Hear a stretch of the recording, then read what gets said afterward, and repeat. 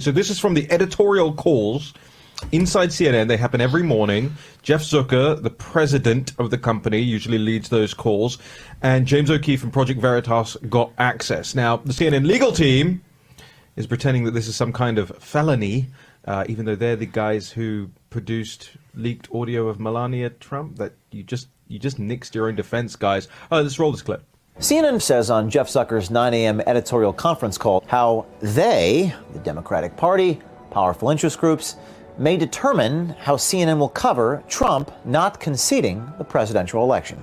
I just want to underscore something that Michael said earlier about the transition and Trump, because I've been talking to a lot of people this morning on both sides, and I just keep hearing the same thing, both from Republicans who have not come out to congratulate Biden, but also to those who have in the Democrats. And that is that we have to be, news organizations have to be very careful and very responsible about not giving Trump too much of a platform on his not conceding, because they feel the transition can go forward. And, other than the national security briefings, which are critical to start now, they just don't want us to exaggerate that Trump isn't leaving office. And I'm going to have a lot of specific reporting on that later today. But just big picture, wanted to underscore what Michael had said. Yep, agreed. On the issue of why it's important to get the transition going right, the 9/11 report talks about one of the problems was that the trouble that was brewing got lost during the transition. So if you want a good concrete example of what happens when you don't have a good transition, go look at the Twin Towers. Yeah. So I think that's an important point. I think it was discussed a little bit yesterday in terms of national security. I think it's really important to raise again.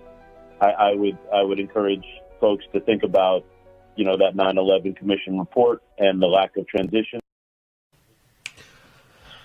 You raising the specter of 9/11 as a means by which to force President Trump into a highly preemptive concession, I think, is one of the most disgusting things I've ever seen. And these are the people who proclaim themselves as your betters. They're the people who proclaim themselves the arbiters of what you receive in terms of information. And if you go out of step with them, like Project Veritas and James O'Keefe did, CNN's PR team will tweet at you threatening to sue you.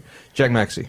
Well, I think there's a buried lead there. I think Jeff Zucker just blamed the Clinton administration for 9/11, did he not? He said the failure to have a clean transition was why we had 9/11.